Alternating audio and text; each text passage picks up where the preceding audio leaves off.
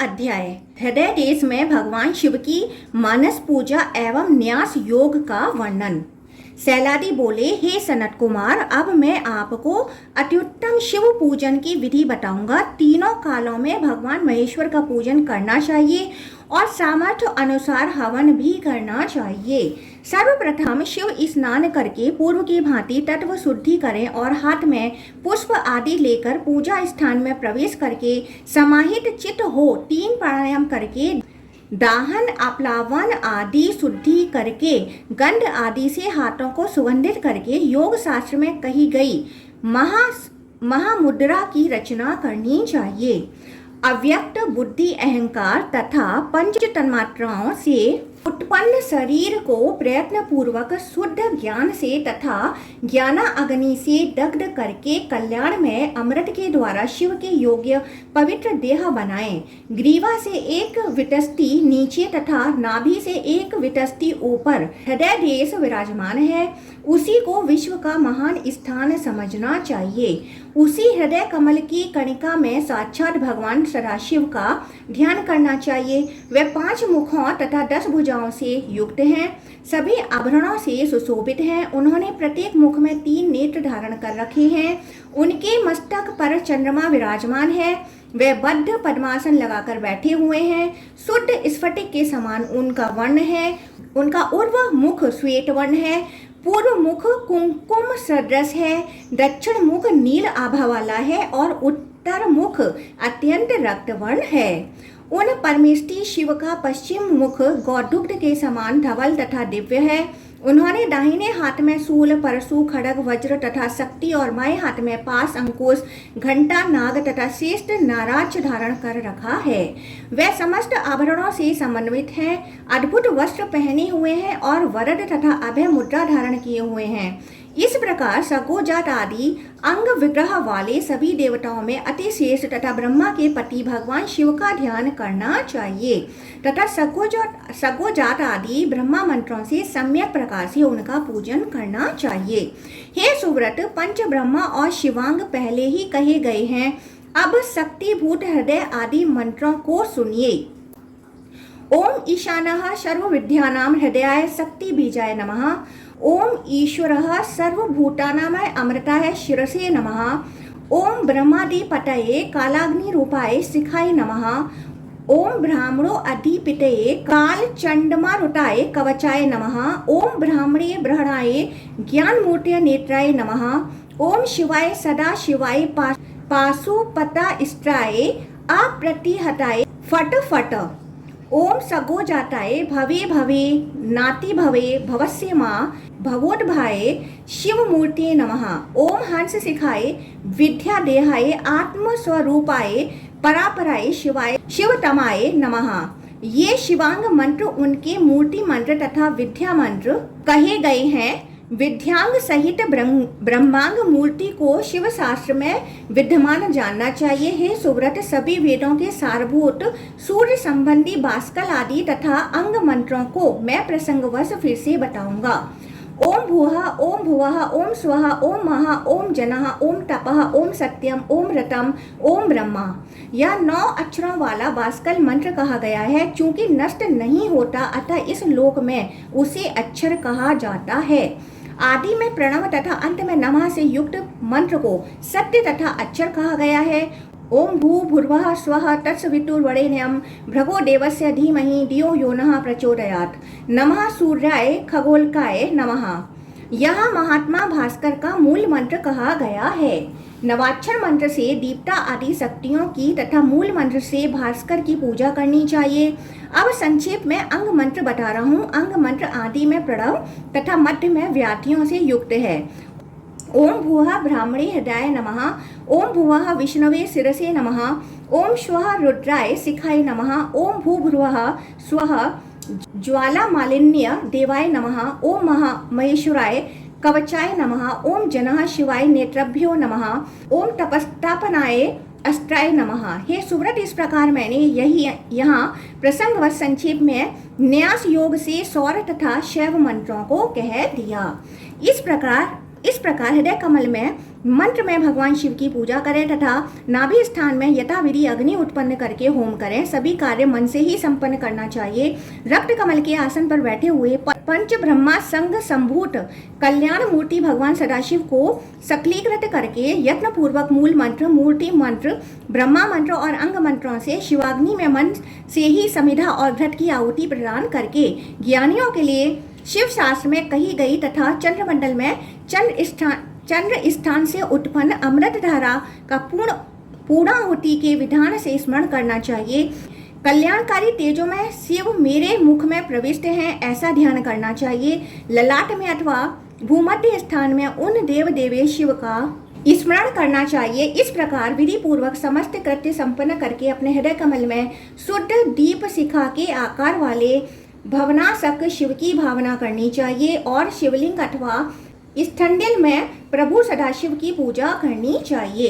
इस प्रकार श्रीलिंग महापुराण के अंतर्गत उत्तर भाग में शिवार्चन विधि वर्णन नामक 23वां अध्याय पूर्ण हुआ। 24वां अध्याय न्यास एवं तत्व शुद्धि पूर्वक विविध उपचारों से भगवान सदाशिव का पूजन और शिवार्चा का महात्मा। सैलादी बोले, हे सनत कुमार, मैं शिव शास्त्र में कही गई रीति से शिव पूजा विधि का वर्णन संक्षेप में कर रहा हूँ, जिसे पूर्व काल में स्वयं शिव जी ने कहा था। शिव स्नान और भस्म स्नान के पश्चात दोनों हाथों को चंदन से चर्चित करके अंत में वॉसट से युक्त मूल मंत्र के द्वारा अंजलि बांधकर मूर्ति विद्या और अंग मंत्रों का जप करके अंगुष्ठ से कनिष्ठिका पर्यंत ईशान आदि 5 मंत्रों का न्यास करें। न्यास क्रम इस प्रकार है। पूर्वोक्त अंग मंत्रों से सगोजात से लेकर तीसरे अघोर मंत्रों का कनिष्ठिका, तर्जनी और मध्यमा में न्यास करें। चौथे मंत्र तत्पुरुष मंत्र का अंगुष्ठ में और 5वें मंत्र का अनामिका में और छठे मंत्र का दोनों हाथों के दोनों तलों में न्यास करें। इसके पश्चात तर्जनी तथा अंगुष्ठ के योग से नाराज अष्ट मूर्धा बनाएं और फिर मूल मंत्र पंचाक्षर मंत्र का जप करके चतुर्थ मंत्र से अवगुंठन करें। इसे ही शिव हस्त कहा जाता है। उसी हाथ से शिव पूजन करना चाहिए। तत्वों में विद्यमान आत्मा को व्यवस्थित करके पूर्व की भांति तत्व शुद्धि करनी चाहिए। पृथ्वी, जल, अग्नि, वायु और आकाश पर्यंत पंचकोशों का अतिक्रमण करके अहंकार, महत्व तत्व, प्रकृति और ब्रह्मा का भी उल्लंघन कर शुद्ध कोटि ब्रह्मा के समीप अमृत धारा सहित सुषुम्ना मार्ग से अपनी आत्मा को स्थापित करके सर्वप्रथम तत्व शुद्धि करनी चाहिए। तत्व शुद्धि इस प्रकार होती है। अंत में फट से युक्त छठे नमो हिरण्य बाहवे मंत्र, सगोजात मंत्र तथा तृतीय अघोर मंत्र से पृथ्वी तत्व की शुद्धि होती है। फडंत षष्ठ मंत्र सहित सगोजात और तृतीय अघोर मंत्र से जल तत्व की शुद्धि होती है। फडंत अग्नि संबंधी तृतीय अघोर मंत्र से अग्नि तत्व की शुद्धि होती है। फडंत षष्ठ मंत्र सहित वायु संबंधी चतुर्थ तत्पुरुष मंत्र से वायु तत्व की शुद्धि होती है और फडंत सगोजात सहित षष्ठ तथा तृतीय अघोर मंत्र से आकाश तत्व की शुद्धि होती है। इस प्रकार पूर्वोक्त का उपसंहार करके सगोजात मंत्र के साथ षष्ठ नमो हिरण्यबाहवे और तृतीय अघोरेभ्यो मंत्र के साथ फडंत मूल मंत्र पंचाक्षरी से ताड़न करें।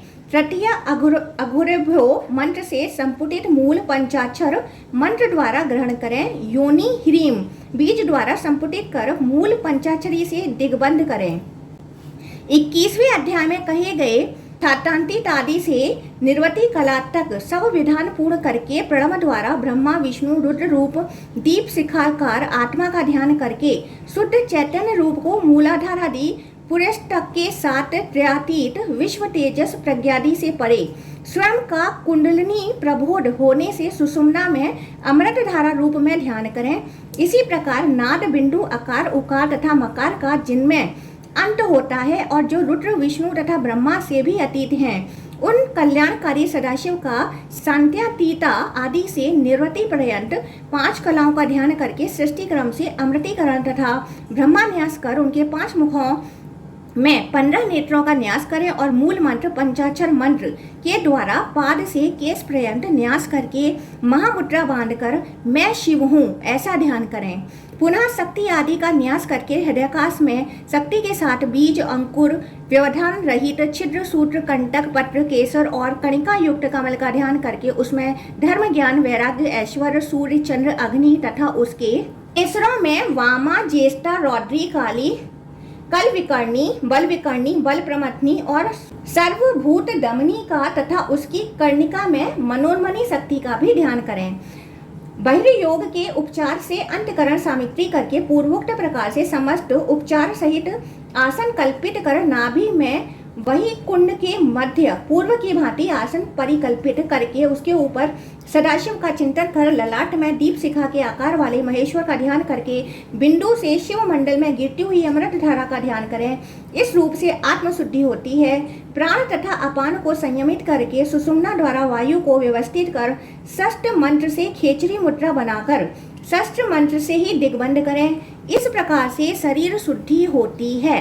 तदंतर वस्त्र आदि के द्वारा सम्यक पहुंचकर पवित्र किए गए अर्घ्य पात्र आदि में प्रणव के द्वारा तत्वत्रय का न्यास करके उनके ऊपर बिंदु का ध्यान कर जल से पूर्ण करके पूजा द्रव्यों को व्यवस्थित कर अमृत प्लावन करके पाद्म पात्रों में तत्व आदि के लिए अर्घ्य की भांति आसन की कल्पना करें। तत्पश्चात संहिता मंत्र से अभिमंत्रित करके प्रथम मंत्र से उनका अभयचन, द्वितीय मंत्र से अमृतीकरण, तृतीय मंत्र से विशोधन, चतुर्थ मंत्र से अवगुंठन, पंचम मंत्र से अवलोकन और षष्ठ मंत्र से रक्षा विधान करें। इसके बाद चतुर्थ मंत्र से कुश कूच के द्वारा अपने ऊपर तथा द्रव्यों के ऊपर भी अर्घ जल से अभूषण करके पुनः पुष्प युक्त अर्घ जल से सभी द्रव्यों का पृथक पृथक शोधन करें। पश्चात सगोजात मंत्र से गंध को, वामदेव मंत्र से वस्त्र को, अघोर मंत्र से आभरण को, तत्पुरुष मंत्र से नैवेद्य को और ईशान मंत्र से पुष्पों को अभिमंत्रित करना चाहिए। शिव गायत्री से शेष अन्य द्रव्यों को प्रोक्षण करना चाहिए। पंचामृत, पंचगव्य आदि पदार्थों के ब्रह्मा मंत्र, अंग मंत्र, मूल मंत्र, पंचाक्षर बीज मंत्र आदि से अभिमंत्रित करना चाहिए। पुनः पृथक पृथक उन गंध आदि पूजा उपचारों को मूल मंत्र के द्वारा अर्घ, धूप, आचमनीय आदि अर्पण करके उन्हें धेनु मुद्रा दिखाकर कवच से अवगुंठन और अष्ट मंत्र से रक्षा विधान करके द्रव्य शुद्धि करनी चाहिए। सर्वप्रथम हृदय मंत्र के द्वारा अर्घोदक युक्त गंध लेकर अष्ट मंत्र से शोधन करके पूजनोपयोगी साधन संप्रोक्षण से लेकर भूतापसारण, दिग्रक्षणादि रक्षा विधान करके ही द्रव्य शुद्धि करें। तब पूजा समर्पण के अंत तक मौन धारण करके अंत में पुष्पांजलि ग्रहण करके आदि में प्रणव तथा अंत में नमः से युक्त सभी पूजा मंत्रों को जप कर पुष्पांजलि छोड़ देनी चाहिए। इस प्रकार मंत्र शुद्धि होती है। अपने आगे सामान्य अर्घ पात्र को जल से पूर्ण करके उसमें गंध, पुष्प आदि डालकर संहिता मंत्र से उसे अभिमंत्रित करें और धेनु मुद्रा दिखाकर कवच से अवगुंठन करके अष्ट मंत्र से रक्षा करें। पूर्व दिन के पूजित शिवलिंग की गायत्री से अर्चना करके सामान्य अर्घ प्रदान कर स्वधा अथवा नमः अंत में लगाकर गंध, पुष्प, धूप, आचमनीय आदि उपचार अर्पित करके ब्रह्मा मंत्रों से पृथक पृथक पुष्पांजलि प्रदान करें।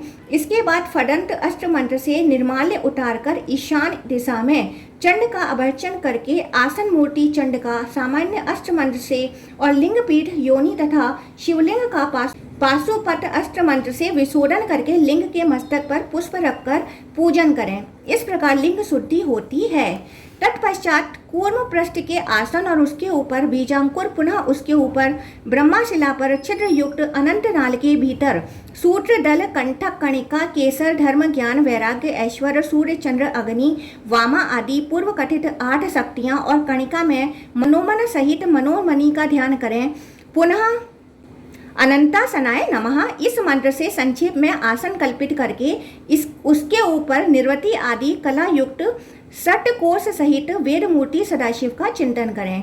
तदंतर दोनों हाथों में पुष्प ग्रहण कर अंगुष्ठ से पुष्प को दबाकर आवाहन मुद्रा के द्वारा धीरे धीरे हृदय में मस्तक पर्यंत आरोपण करके हृदय मंत्र सहित मूल मंत्र, पंचाक्षर मंत्र को उच्च स्वर में उच्चारित करके बिंदु स्थान से भी अधिक दीप शिखाकार और सभी और मुख तथा हाथ करके व्याप्त उन व्यापक परमेश्वर को सगोजात मंत्र से आवाहित कर स्थापित करना चाहिए।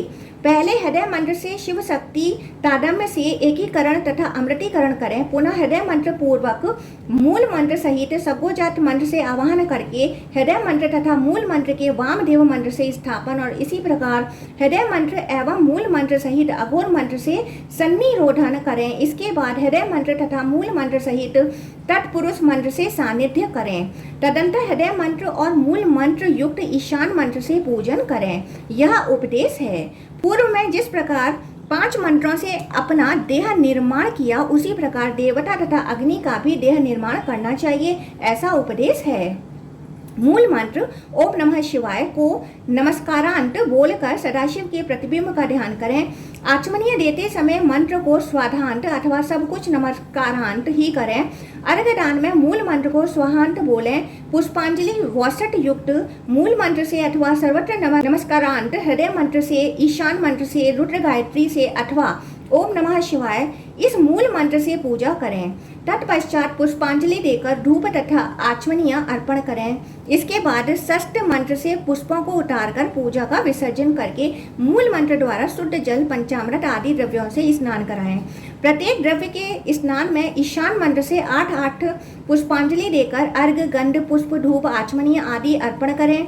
पुनः फडंड अष्ट मंत्र से पूजा द्रव्यों को शिवलिंग से हटाकर पिसे हुए आमल के आदि से युक्त शुद्ध जल से मूल मंत्र के द्वारा स्नान कराकर हरिद्रा आदि के चूर्ण से युक्त उष्ण जल से पीठ सहित शिवलिंग का शोधन कर गंध हिरण्य समन्वित अभिमंत्रित जल के द्वारा रुद्राध्याय का पाठ करते हुए एवं नील रुद्र, त्वरित रुद्र, पंच ब्रह्मा, नमः शिवाय इन मंत्रों से स्नान कराना चाहिए। शिवलिंग के मस्तक पर पुष्प रखकर ही अभिषेक करना चाहिए। लिंग मस्तक को शून्य नहीं रखना चाहिए। इस संबंध में यह श्लोक है, जिस राजा के राष्ट्र में लिंग का मस्तक बिल्व पत्र या पुष्प से शून्य रहता है, उसके यहाँ लक्ष्मी शून्यता, महारोग, दुर्भिक्ष तथा वाहनों का क्षय होता है। अतः धर्म, अर्थ, काम और मोक्ष रूप चतुर्विध पुरुषार्थ की प्राप्ति के लिए राजा को चाहिए कि शिवलिंग के मस्तक को शून्य न रखें। लिंग के शून्य रहने पर स्वयं राजा तथा राष्ट्र दोनों ही नष्ट हो जाते हैं। इस प्रकार सम्यक स्नान कराकर अर्घ्य अर्पण करके वर्ष से शिवलिंग को भली भांति पहुंचकर मूल मंत्र के द्वारा गंध, पुष्प, वस्त्र, अलंकार, धूप, आचमनीय, दीप, नैवेद्य आदि प्रदान करना चाहिए। शिवलिंग के मस्तक पर केवल प्रणव के द्वारा पूजन को पवित्रीकरण कहा गया है। आरती तथा दीप धेनु मुद्रा बनाकर कवच से अवगुंठन कर तथा षष्ठ मंत्र से रक्षण करके लिंग के मस्तक पर, लिंग के मध्य भाग में तथा लिंग के अधोभाग में प्रदर्शित करना चाहिए। मूल मंत्र से नमस्कार करके आवाहन, स्थापन, सन्निरोधन, सानिध्य, पाद्म, आचमनीय, अर्घ्य, गंध, पुष्प, धूप, दीप, नैवेद्य, आचमनीय, हस्तोदर्तन, मुखवास आदि उपचार निवेदित करके ब्रह्मा मंत्र स्वरूप पाद आदि अंगों की उपचार क्रम से पूजा करनी चाहिए। पूजा के अनंतर सकल सगुण ध्यान, निष्कल निर्गुण ध्यान, परावर ध्यान, मूल मंत्र जप, ब्रह्मा मंत्र तथा अंग मंत्र का दशांश जप, समर्पण, आत्मनिवेदन, स्तुति, नमस्कार आदि करके पूर्व भाग में गुरु पूजा तथा दक्षिण भाग में विनायक गणपति की पूजा करनी चाहिए। देवताओं तथा ब्राह्मणों को समस्त मनोरथों की सिद्धि के लिए आदि में तथा अंत में जगत के स्वामी विघ्नेश्वर श्री गणेश की सम्यक प्रकार से पूजा करनी चाहिए। जो लिंग में अथवा स्थंडिल में शिव की पूजा करता है, वह केवल एक ही वर्ष में अपने इस कर्म के प्रभाव से शिव सायुज्य प्राप्त कर लेता है। केवल शिवलिंग की पूजा करने वाला 6 मास में ही शिव सायुज्य प्राप्त करता है। इसमें संदेह नहीं करना चाहिए। बुद्धिमान भक्तों को चाहिए कि पूजा के अनंतर 7 प्रदक्षिणा करके दंडवत प्रणाम करें। प्रदक्षिणा में एक पग के द्वारा 100 अश्वमेघ यज्ञ का फल प्राप्त होता है। अतः समस्त मनोरथों की सिद्धि के लिए सम्यक प्रकार से भगवान शिव की नित्य पूजा करनी चाहिए। इस पूजन में भोग की अभिलाषा रखने वाला भोग सुख प्राप्त करता है। राज्य की कामना करने वाला राज्य प्राप्त करता है। पुत्र की इच्छा रखने वाला उत्तम पुत्र प्राप्त करता है। रोगी रोग से मुक्त हो जाता है। मनुष्य जिन जिन मनोरथों को सोचता है उन्हें प्राप्त कर लेता है। इस प्रकार श्री लिंग महापुराण के अंतर्गत उत्तर भाग में लिंगार्चन विधान नामक 24वां अध्याय पूर्ण हुआ। 25वां अध्याय शिवोहमार्चा के लिए कुंड मेखला निर्माण, अरणि मंथन, पात्र साधन, आज्य संस्कार, अग्नि संस्कार तथा हवन विधान का वर्णन। सैलादी बोले, हे सनत कुमार, अब मैं शैव अग्नि कार्य का वर्णन करूंगा जिसे स्वयं शिवजी ने कहा है। सर्वप्रथम दिग साधन के विधान से पूर्व दिशा का निर्धारण करके शुभ तथा परिष्कृत भूमि पर पवित्र 3 सूत पूर्वार्घ तथा 3 सूत उत्तरार्घ रखकर चतुष्कोणीय निर्मित की गई भूमि में यत्न पूर्वक कुंड बनाना चाहिए। नित्य होम के लिए 3 मेखलाओं से युक्त अग्नि कुंड होना चाहिए। तीनों मेखलाएं 1 हाथ प्रमाण की तथा 4 अंगुल, 3 अंगुल और 2 अंगुल ऊंचाई की बनानी चाहिए। कुंड 1 हाथ प्रमाण का होना चाहिए तथा योनि प्रादेश मात्र अंगूठे तथा तर्जनी अंगुली के बीच की दूरी होनी चाहिए। मेखला के ऊपर अस्वथ पीपल के पत्ते के आकार की योनि बनानी चाहिए। हे ब्रह्मपुत्र सनत कुमार, कुंड के मध्य में नाभि होनी चाहिए। उसे विधि पूर्वक अष्टदलीय कणिका युक्त और प्रादेश मात्र प्रमाण की निर्मित करानी चाहिए। अस्त्र मंत्र से उल्लेखन करना कहा गया है तथा कवच मंत्र से प्रोक्षण करना बताया गया है। बुद्धिमान को चाहिए कि कुंड को नेत्र मंत्र से देखकर 6 रेखाएं बनाएं। हे विपेंद्र, पूर्वार्ध 3 रेखाएं ब्रह्मा विष्णु तथा महेश्वर स्वरूप है और उत्तरार्ध रेखाएं शिव स्वरूप हैं। इसके बाद कवच मंत्र से पुनः प्रोक्षण करना चाहिए। समी गर्भस्थ पीपल के काष्ठ की बनी हुई 16 अंगुल प्रमाण की अरणी द्वारा व्रही बीज रम से मंथन करके और हृदय मंत्र से शक्ति न्यास करके अग्नि उत्पन्न करनी चाहिए। इसके बाद मौन होकर विधि पूर्वक उसे अग्नि कुंड में रख देना चाहिए। विधान के अनुसार अग्न्याधान करके शांति पूर्वक प्रादेश प्रमाण के यज्ञ संबंधी शुभ काष्ठ की समिधाओं को उस पर प्राक आदि के क्रम से विधि पूर्वक व्यवस्थित करके जल के द्वारा 8 दिशाओं में परिसमूहन करना चाहिए। पूर्व में उत्तराग, दक्षिण में पूर्वाग, पश्चिम में उत्तराग और उत्तर में पूर्वाग कुश बिछाना चाहिए। पूर्व दिग्भाग में इंद्राग्नि देवत का अव्यहान करके दक्षिण दिग्भाग में यामाग्नि, उत्तर दिग्भाग में चंद्राग्नि और इसके बाद पश्चिम दिग्भाग में वारुणा अग्नि आवाहन किया जाता है। हे सुव्रत, पात्रों को द्वंद्व रूप में अधोमुख करके कुशाओं पर रखकर तथा सभी द्रव्यों को उत्तर भाग में रखकर उसके ऊपर कुशों को रख देना चाहिए। दक्षिण भाग में शिव को स्थापित करना चाहिए। इसके बाद मूल मंत्र से पूजन करना चाहिए। तत्पश्चात विधि पूर्वक हवन करना चाहिए। तदंतर प्रोक्षणी पात्र लेकर उसे जल से भर देना चाहिए और फिर प्रादेश प्रमाण के 2 कुशों को जल के ऊपर स्थापित कर देना चाहिए। अग्नि तथा सूर्य की किरणों से कुशाग्र को प्लावित करना चाहिए। तदंतर सभी पात्रों को फैलाकर विधि पूर्वक प्रोक्षण करके पड़िता पात्र को लेकर उसे पुनः जल से पूर्ण करना चाहिए। हे सुव्रत, इसके बाद जल में रखी अन्य कुशाओं के द्वारा उसे भली भांति आच्छादित करके दोनों हाथों से नासिका पर्यंत उस पात्र को उठाकर ईशान दिशा में स्थापित कर देना चाहिए।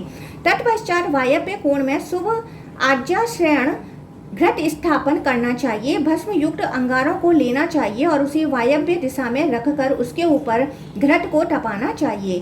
तदंतर कुशों को अग्नि में प्रज्वलित करके 3 कुशों से पर्याग्निकरण करना चाहिए। फिर उन सभी कुशों को उस कुंड में डालकर घृत को अपने सम्मुख रख लेना चाहिए। इसके बाद अंगुष्ठ प्रमाण के 2 कुशों को विधिवत प्रक्षालित करके उन कुशों से तथा अन्य 9 कुशों से पर्याग्नि करना चाहिए। इसके बाद फिर प्रयाग्नि करनी चाहिए। तदंतर घृत को अग्नि पर से उतार लेना चाहिए और घृत पात्र को क्रम से उत्तर पश्चिम दिशा में रख देना चाहिए। तदंतर उपवेशन काष्ठ द्वारा अग्नि का संयोजन करके पश्चिम दिशा में रखकर उसे प्रक्षालित करके दोनों हाथों की अंगुष्ठ और अनामिका उंगलियों द्वारा यज्ञोक्त पद्धति के अनुसार 2 पवित्रियों को ग्रहण करके मूल मंत्र के द्वारा आज्योत्पवन करना चाहिए। उसके बाद घृत से भीगी हुई दोनों पवित्रियों का अभ्यक्षण करके उन्हें अग्नि में डाल देना चाहिए। हे सुव्रत, सोने अथवा चांदी का श्रुव बनाना चाहिए जो 1 हाथ लंबा हो तथा सभी लक्षणों से संपन्न हो अथवा यज्ञीय वृक्षों से ही श्रुवा का निर्माण करना चाहिए। श्रुव 1 हाथ प्रमाण का और उसके मुख पर गहरा गर्त होना चाहिए। हे महामुने, उस श्रुव का दंड मूल 6 अंगुल चौड़ा और कंठनाल 3 अंगुल चौड़ा होना चाहिए। उसका मुख भी मूल की भांति बनाना चाहिए। श्रुव का दंड गाय की पूंछ के सदृश ऊपर मोटा और क्रमशः नीचे की ओर पतला होना चाहिए। उसका अग्रभाग नासिका के समान 2 पुटों से युक्त तथा मुक्ता आदि से समन्वित होना चाहिए। पूर्णाहुति में प्रयुक्त होने वाला श्रुव 36 अंगुल लंबा, 8 अंगुल चौड़ा और 4 अंगुला मोटा होना चाहिए। सूत के द्वारा उसे सम कर लेना चाहिए। उस श्रुव का मुख 7 अंगुला चौड़ा होना चाहिए और 12 अंगुल लंबा होना चाहिए। श्रुव का कंठ 2 अंगुल लंबा और 4 अंगुल चौड़ा होना चाहिए। वेदी 8 अंगुल लंबी तथा उतने ही प्रमाण की अर्थात 8 अंगुल चौड़ी होनी चाहिए। उसके मध्य में 4 अंगुल प्रमाण का गर्त बनाना चाहिए। गर्त पूर्ण रूप से गोल अष्टदल युक्त और सुंदर कणिका में निर्मित करना चाहिए। उस गर्त के बाहर चारों ओर आधे अंगुल प्रमाण की पट्टिका के बाहर विकसित सुंदर कमल और पुनः उसके बाहर 2 यव प्रमाण की पट्टिका की रचना करनी चाहिए। वेदी के मध्य में कनिष्ठिका अंगुली के प्रमाण से मुख पर्यंत गंभीर प्रवाह वाला छिद्र होना चाहिए। दंड का मूल 6 अंगुला प्रमाण का होना चाहिए। दंड के अग्रभाग में 4 अंगुल के बीच आधे अंगुल की वृद्धि से 3 दंडकाएं बनानी चाहिए। दंड के अग्रभाग से 13 अंगुल की विस्तार में घट सिर होना चाहिए। उसका कंठ 2 अंगुल और नाभि अर्थात मध्य भाग 10 अंगुल होना चाहिए। वेदी के मध्य में वैसे ही 10 अंगुल की पद्मा पृष्ठ के आकार की नाभि बनाकर 2 अंगुल प्रमाण की कणिका के आकृति सदृश पाद बनाना चाहिए। उस श्रुव के पृष्ठ की आकृति हाथी के ओष्ठ के आकार सदृश होनी चाहिए। अभिचार आदि कर्मों में कृष्ण लोह से श्रुव का निर्माण करना चाहिए। तदंतर 25 कुशों के द्वारा श्रुव का मार्जन करना चाहिए। हे सुव्रत, श्रुव के अग्रभाग को कुश के अग्रभाग से, मध्य भाग को मध्य भाग से और मूल को मूल से शोधित करके पुनः भली भांति हृदय मंत्र का उच्चारण करके अग्नि में उन्हें तपाना चाहिए। आज्य, स्थाली, प्रणीता और प्रोक्षणी ये तीनों ही पात्र सोने, चांदी, ताम्र अथवा मिट्टी के होनी चाहिए।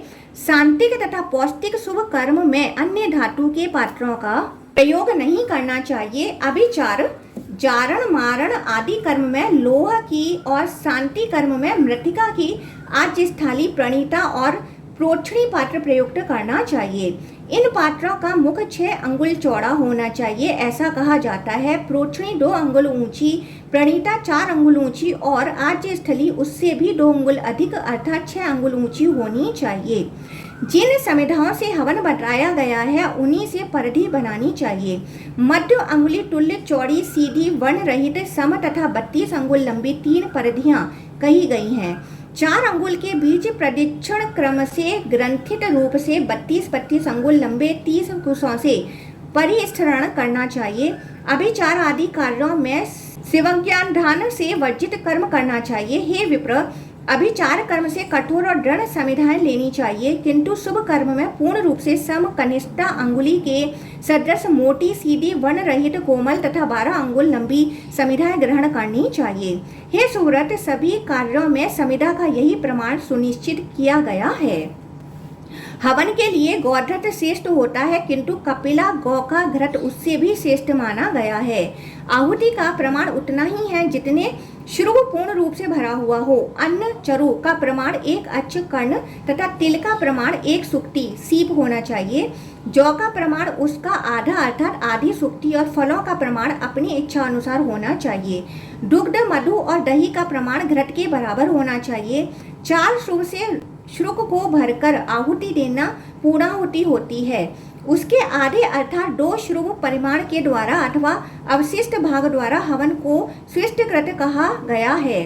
सांत्विक और पौष्टिक कर्मों में सदा शिवाग्नि में ही हवन करना चाहिए, किंतु हे महाभाग, मोहन, उच्चाटन आदि अभिचार कर्म से संबंधित हवन लौकिक अग्नि में होते हैं। हे सुव्रत, समस्त कर्मों में शिवाग्नि उत्पन्न करके 7 जिह्वाओं की कल्पना करके ही सभी कार्य करने चाहिए, अथवा शिवाग्नि जिह्वा मात्र से ही सिद्ध हो जाती है। अतः हे विपेंद्रो, साधक को चाहिए कि जिह्वा मात्र से ही समस्त कार्य संपन्न करें। 7 जिह्वाओं का स्वरूप इस प्रकार बताया जाता है। ओम बहुरूपाय मध्य जिह्वाय अनेक वर्णाय दक्षिणोत्तर मध्यागाय सांतिक पौष्टक मोक्ष द्विफल प्रदाय स्वाहा। ओम हिरण्याय चामी कराभाय ईशान जिह्वाय ज्ञान प्रदाय स्वाहा। ओम कनकाय कनकनिभाय रंभाय ऐन्द्र जिह्वाय स्वाहा। ओम रक्ताय रक्तवर्णाय आग्नेय जिह्वाय अनेक वर्णाय विदेशण मोहनाय स्वाहा। ओम कृष्णाय नैतन्य जिह्वाय मारणाय स्वाहा। ओम सुप्रभाय पश्चिम जिह्वाय मुक्ताफलाय शांतिकाय पौष्टिकाय स्वाहा। ओम अभिव्यक्ताय वायव्य जिह्वाय शत्रुचाटनाय स्वाहा। ये 7 जीवा मंत्र हैं और ओम वहये तेजस्वने स्वाहा यह प्रधान मंत्र है। इस विधि से वही संस्कार करना चाहिए अथवा वही कार्यों में और नैमित्तिक कर्म में विधि पूर्वक शिवाग्नि उत्पन्न करनी चाहिए। उसकी विधि इस प्रकार है। फडंत षष्ठ मंत्र से निरीक्षण, प्रोक्षण और ताड़न, चतुर मंत्र से अभ्युच्छन, अष्ट मंत्र से खनन तथा उत्तीकरण, आग मंत्र से पूरण तथा समीकरण, वॉसडंट आग मंत्र से सेचन, षष्ठ मंत्र से कुट्टन, तुरिया चतुर्थ मंत्र से सम्मार्जन तथा उपलेपन, अघोर वामदेव और सगोजात इन 3 मंत्रों से कुंड परिकल्पन, चतुर्थ मंत्र से कुंड का परिधान मेखलाकरण, आद्य प्रमथ मंत्र से कुंड का अर्चन, फडंत षष्ठ मंत्र से रेखा चतुष्टयकरण और प्रथम मंत्र से वज्रीकरण और ऐन्द्राग्न आदि चारों देवों का स्थापन प्रथम मंत्र से इस प्रकार 18 प्रकार के इन कुंड संस्कारों को करना चाहिए। कुंड संस्कार के पश्चात षष्ठ मंत्र से अच्छपाटन और प्रथम मंत्र से विस्तर न्यास करके वज्रासन, हीरे के आसन पर भगवती वागीश्वरी का आवाहन करना चाहिए। वागीश्वरी के आवाहन मंत्र इस प्रकार हैं। ओम ह्रीं वागीश्वरी श्याम वर्णा विशला लक्ष्मी योगनो मत विग्रहम ऋतुमर्ति वागीश्वरा शक्ति मवाहयामी वागीश्वरी पूजयामी। इसके अनंतर वागीश्वर का आवाहन करना चाहिए। मंत्र इस प्रकार है। एक वक्त्रम चतुर्भुजम शुद्ध स्फटिकाम वरदाभ्यस्थ परशु मृगधरम जट्टा मुकुट मंडितम सर्वाभरण वहायामी ओम ई वागीश्वराय नमः। इस प्रकार आवाहन, स्थापन, सन्निधान तथा सन्निरोध पूजा पर्यंत करके वागीश्वरी को सत्यकृत कर गर्भाधान वही संस्कार करना चाहिए। संस्कार विधि इस प्रकार है। अरणि से उत्पन्न, सूर्य कांत मणि से उत्पन्न अथवा अग्निहोत्र से उत्पन्न अग्नि को ताम्र पात्र या मिट्टी के सराव कसोरा में लाकर आग मंत्र से निरीक्षण, तारण, अभ्युच्चरण तथा प्रक्षालन करके पुनः आग मंत्र से ही क्रव्यादांश तथा अशिव का परित्याग कर जठर और भूमरद से वही के त्रैकारण त्रिवर्ग साधन का आवाहन करके उस आवाहित मूर्ति में वही मंत्र से उद्दीपन करके तत्पुरुष मंत्र सहित आग मंत्र के द्वारा धारणा तथा संहिता मंत्र से धेनु मुद्रा प्रदर्शित करनी चाहिए। तत्पश्चात चतुर मंत्र से अवगुंठन करके दोनों घुटनों को भूमि पर टेक कर कसूरों को उठाकर कुंड के ऊपर रखकर चतुर मंत्र से प्रदक्षिण क्रम से चारों ओर घुमाकर अपने सम्मुख विराजमान वागीश्वरी का ध्यान करके गर्भनाल में गर्भधान की रीति से असडंट आग मंत्र से कमल प्रदान करके कुशाग्र देकर तथा प्रथम मंत्र से ईंधन देकर सगोजात मंत्र से प्रज्वलन तथा गर्भाधान करना चाहिए। तदंतर प्रथम सगोजात मंत्र से पूजन, वामदेव मंत्र से पुंसवन, उसी द्वितीय मंत्र से पुनः पूजन, अघोर मंत्र से सीमोत्तनयन और पुनः उसी तृतीय मंत्र से पूजन करना चाहिए। अंगों की व्याप्ति, वक्रोद्घाटन और वक्र निष्कृति तृतीय मंत्र से करना चाहिए। गर्भजात कर्म तत्पुरुष मंत्र से पूजन, चतुर्थ मंत्र से सूतक शुद्धि के लिए प्रोक्षण, षष्ठ मंत्र से और अग्निरूप पुत्र की रक्षा कुशास्त्र मंत्र से करें। तत्पश्चात वक्र मंत्र से अग्निकोण में कुशमूल, ईशान में कुश का अग्रभाग, नैतर्ण में कुशमूल, वायव्य में अग्रभाग, वायव्य में कुशमूल और ईशान में अग्रभाग इस भांति पूर्वोक्त रीति से कुशास्तरण करके घृत में भीगी हुई समिधा का अग्नि की लाला निवृत्ति के लिए षष्ठ मंत्र से हवन करना चाहिए। वामदेव आदि 4 मंत्रों से परिधि युक्त विस्तर का स्थापन करके आद्य मंत्र से विस्तर के ऊपर ब्रह्मा, शिव तथा नारायण का पूजन करना चाहिए। इसी प्रकार इंद्र आदि लोकपालों तथा वज्र से लेकर त्रिशूल पर्यंत उनके 8 आयुधों की भी पूजा करनी चाहिए। वागीश्वर तथा वागीश्वरी की पूजा आदि करके इन वागीश्वर का उद्वासन कर होम द्रव्य का हवन करना चाहिए। इसके पश्चात श्रुव का संस्कार बताया जाता है। पूर्व की भांति निरीक्षण, प्रोक्षण, तारण, अभ्युच्चरण आदि करके दोनों हाथों में श्रुव ग्रहण कर प्रथम मंत्र से संस्थापन तथा ताड़न करके श्रुव के ऊपर उसके मूल, मध्य और अग्रभाग से 3 प्रकार से अनुलेखन करके श्रुव को शक्ति और श्रुव को शिव मानकर उन्हें दक्षिण भाग में कुश के ऊपर शक्तिये नमः, संभवे नमः इस मंत्र के द्वारा स्थापित करना चाहिए। तदंतर समीपवर्ती सूत्र से शुक्र शिव को चतुर्थ मंत्र का उच्चारण करके वैष्टित करना चाहिए और पुनः अर्चन करना चाहिए। इसके बाद धेनु मुद्रा दिखाकर चतुर्थ मंत्र से अवगुंठन तथा षष्ठ मंत्र से रक्षा कर्म संपन्न करके श्रुव संस्कार करना चाहिए। आज संस्कार पूर्व में बताया गया है। पूर्व की भांति निरीक्षण, प्रोक्षण, तारण, अभ्युच्चरण आदि करना चाहिए।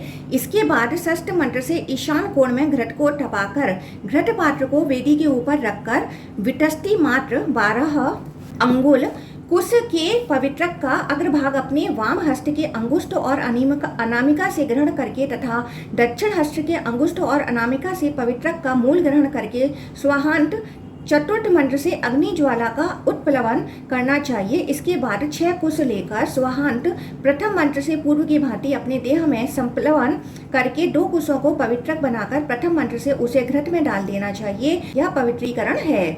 घृत प्लुप्त 2 दर्भ लेकर उसे प्रज्वलित करके घृत के ऊपर 3 बार घुमाएं और पुनः संप्रोक्षण करके अग्नि में डाल दें। यह नीराजन है। पुनः दर्भों को लेकर कीट आदि देख करके अर्घ जल से संप्रोक्षण करके दर्भों को अग्नि में डाल देना चाहिए। यह अवघोतन है। 2 दर्भ लेकर अग्नि में प्रज्वलित करके घृत को देखें, यह निरीक्षण है। इसके बाद अन्य दर्भ के साथ 2 पवित्रक लेकर उनमें शुक्ल पक्षदय की भावना करें तथा उन दोनों के सहित घृत को सगोजात मंत्र से पृथक कर दें। शेष को कृष्ण पक्ष की भावना से पृथक करें। इस प्रकार घी को 3 भागों में विभक्त करके श्रुव द्वारा घृत के एक भाग को अग्निय स्वाहा, घृत के द्वितीय भाग को सोमाय स्वाहा और घृत के तृतीय भाग को अग्नि सोमाभ्याम स्वाहा तथा अवशिष्ट घृत को अग्निय स्वस्तिकृते स्वाहा ऐसा कहकर होम करें। तत्पश्चात कुश युक्त पवित्रक लेकर अंत में नमः लगाकर संहिता मंत्र से घृत को अभिमंत्रित करना चाहिए। अभिमंत्रित करके धनु मुद्रा प्रदर्शित करें। कवच से अवगुंठन और अष्ट मंत्र से रक्षण करना चाहिए। इसके बाद संस्कारित पवित्रकों को अग्नि में डाल देना चाहिए। यह आज्य संस्कार है। श्रुव में भरकर लिए गए घृत से शक्ति बीज मंत्र ह्रीम के द्वारा आहुति दें। यह चक्राभिधारण है। इसके बाद ईशान मूर्तिय स्वाहा, तत्पुरुष वक्राय स्वाहा, अघोर हृदय स्वाहा, वामदेव गुहाय स्वाहा, सगोजात मूर्तिय स्वाहा, इन 5 मंत्रों से आहुति दें। यह वक्रोद्घाटन है। ईशान मूर्तिय तत्पुरुष वक्रत्राय स्वाहा, तत्पुरुष वक्रत्राय, अघोर हृदय स्वाहा, अघोर हृदय, वाम गुहाय सगोजात मूर्तिय स्वाहा, इन मंत्रों से आहुति दें। यह वक्र संधान है। ईशान मूर्तिय तत्पुरुषाय वक्त्राय, अघोर हृदय, वामदेवाय गुहाय सगोजाताय स्वाहा, इस मंत्र से आहुति दें। यह वक्र त्रैक्यकरण है। इस प्रकार शिवाग्नि उत्पन्न करके समस्त कार्य संपन्न करनी चाहिए अथवा केवल अग्नि जीवा से भी शांतिक आदि कार्य सदा करनी चाहिए। हे अवयव, गर्भाधान आदि प्रत्येक संस्कारों में योनि बीज से अग्नि में 10-10 या 5-5 आहुतियां प्रदान करनी चाहिए।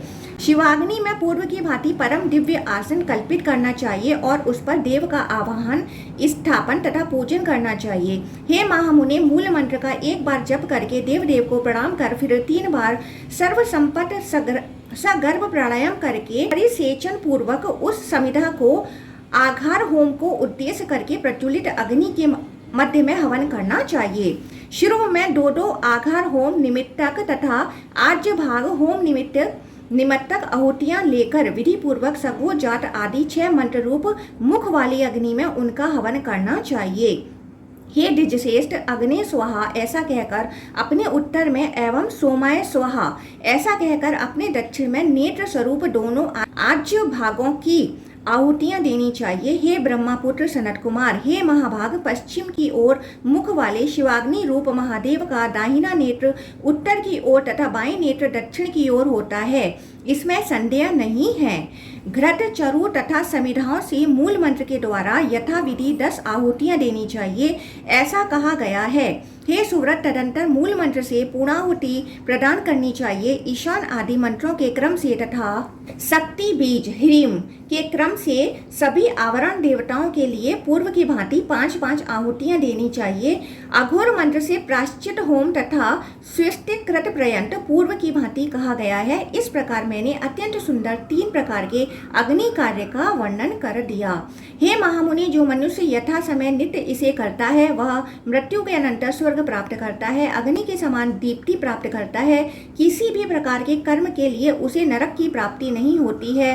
त्रिवर्ग धर्म अर्थ काम की इच्छा वाला अहिंसक परनाश शून्य होम करे और मुक्ति की इच्छा वाला शिवाग्नि को अपने हृदय में स्थित समझकर चिंतन करे एवं ध्यान यज्ञ के द्वारा हवन करें। सभी प्राणियों के देह में स्थित तथा संपूर्ण जगत के स्वामी उन शिव को जानकर प्राणायाम के द्वारा भक्तिपूर्वक प्रतिदिन हवन करना चाहिए। शिव ध्यान से रहित होकर होम करने वाला पाषाण में मेढक होता है।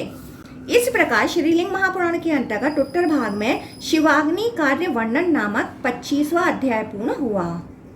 26वां अध्याय शिवलिंग में अघोरार्चन की विधि और उसका महात्म। सैलादी बोले, हे सनत कुमार, शिव भक्त ब्राह्मण को चाहिए कि भगवान शिव के ध्यान में तत्पर होकर शिवलिंग में परमेश्वर शिव का विधिवत पूजन करे। अग्नि रीति इस मंत्र से अग्निहोत्र जन्य भस्म लेकर पाद तल से मस्तक पर्यंत सभी अंगों में उसे लगाए। इसके बाद उत्तराभिमुख हो ब्रह्मा सूत्री होकर ब्रह्मा तीर्थ से आचमन करे।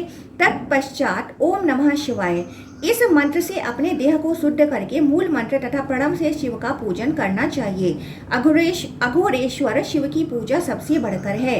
ये सुव्रत समस्त पूजन तथा अग्नि कार्य पूर्व की भांति है। उन प्रभु के मंत्रों में भेद तथा भगवान अघोर का ध्यान अब कहा जाएगा। मंत्र इस प्रकार है, अघोरेभ्यो घोरेभ्यो घोर घोर तरेभ्य सर्वेभ्य सर्वेभ्यो नमस्ते अस्तु रुद्र रूपेभ्य अघोरेभ्य प्रशांत हृदयाय नमः।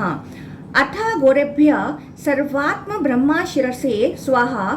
घोर घोर तरेभ्य ज्वाला मालिनी शिखाय वसट।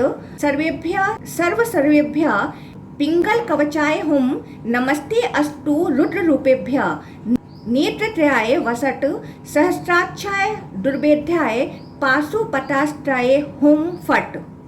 इन 6 मंत्रों से अगन्यास करें। पूजा विधि इस प्रकार है, स्नान करके आचमन कर शरीर का मार्जन, अघमर्षण तर्पण विधि पूर्वक सूर्य अर्घ्य तथा सूर्य पूजन पूर्व की भांति करें। अघोर पूजा में केवल मंत्र का भेद है।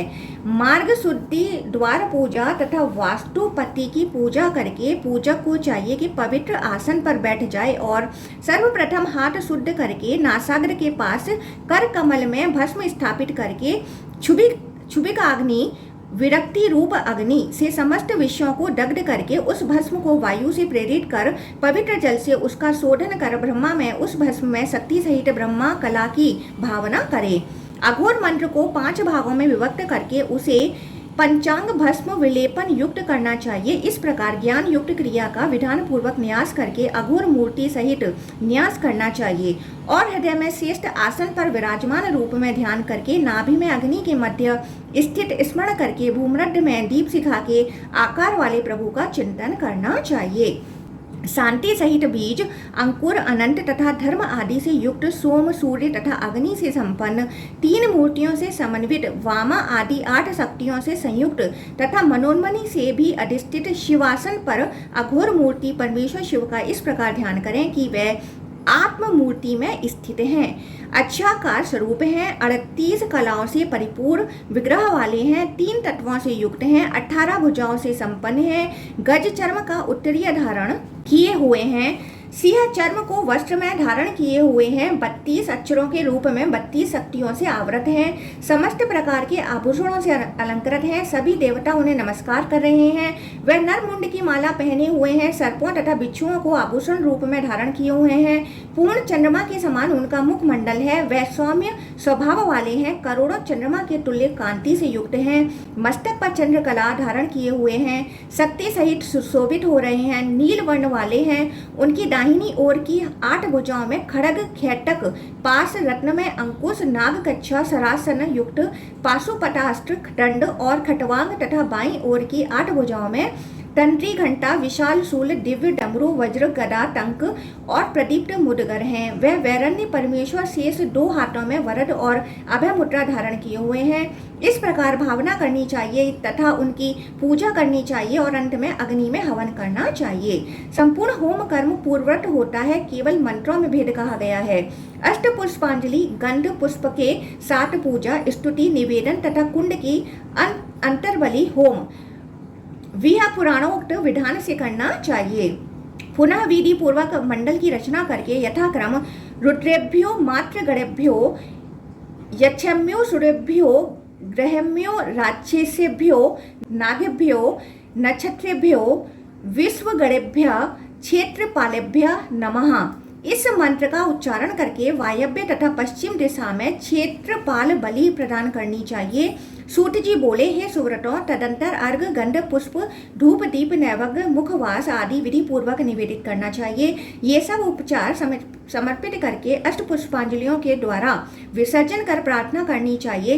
हे मुनि श्रेष्ठों, पूजा में यह सब सामान्य विधि है। सैलादी बोले, हे सुव्रत, इस प्रकार मैंने संक्षेप में अघोर पूजन का विधान कहा है। शिवलिंग अथवा स्थंडल में भी अघोर पूजन का विधान है, किंतु स्थंडल की अपेक्षा लिंग में पूजन करोड़ों गुना श्रेष्ठ होता है। लिंगार्चन में संलग्न विप्र महापातकों के द्वारा लगने वाले पापों से भी कमल के पत्र पर स्थित जल की भांति लिप्त नहीं होता है। लिंग का दर्शन पुण्यप्रद होता है। दर्शन से अधिक उत्तम लिंग का स्पर्श है, किंतु लिंगार्चन से बढ़कर कुछ भी नहीं है। हे ब्रह्मापुत्र, इसमें संशय नहीं है। इस प्रकार मैंने संक्षेप में उत्तम अघोरार्चन का वर्णन कर दिया। करोड़ों वर्षों में भी विस्तार के साथ इसका वर्णन नहीं किया जा सकता है। इस प्रकार श्रीलिंग महापुराण के अंतर्गत उत्तर भाग में अघोरार्चन वर्णन नामक 26वां अध्याय पूर्ण हुआ।